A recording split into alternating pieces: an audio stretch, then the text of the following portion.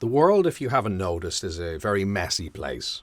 There's lots of messy people and messy things go in messy ways despite our best plans and intentions.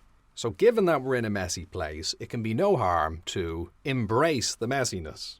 And the reason why that's important is because if we're overly rigid in the way we approach things, well then we have a bit of a problem. If we're rigid and we live in a messy world, that means we have to really limit our experiences because there are very few things that are tidy and organized enough to allow us to interface with them, to connect with them on the basis of how rigid we are. Now we might say, but we'll hold on a moment, we don't want just a free-for-all here. It's important to be able to bring a bit of order to the world, to care about things, to ensure they go in a good direction, and that is absolutely true. Something like a captain of a ship sailing at sea, you're going to want to know roughly what your destination is and to be moving towards it. But you don't want to rely on the sea being entirely orderly at all points.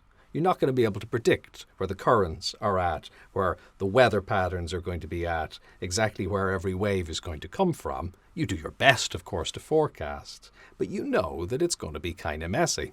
So what do? You remain committed to your goal, your trajectory, but at the same time you embrace the messiness and you sail in whatever way you need to, and you might have to take a different route, you may need to change course a little bit, but your ultimate goal remains the same. And that way you get to where you want to be, but via where you actually are. So what does that look like in your life? If you think of what matters to you, what's a priority for you at the moment? And you stay committed to that, because that's great. That gives you energy.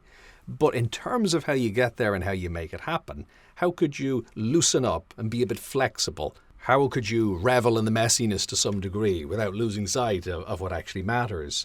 And as a result, just get more done. And people who are good at working with the messiness, even if it doesn't always quite work out for them, they just often get so much done that they get to where they want to be ahead of people who are too rigid and then get a bit stuck as a result of it. And it's unfortunate because that rigidity, it comes from a really, really good, great place. But we have to work with the world how we find it. We can't insist on it being a certain way. Instead, we can only develop a relationship with it and hope that that balance emerges.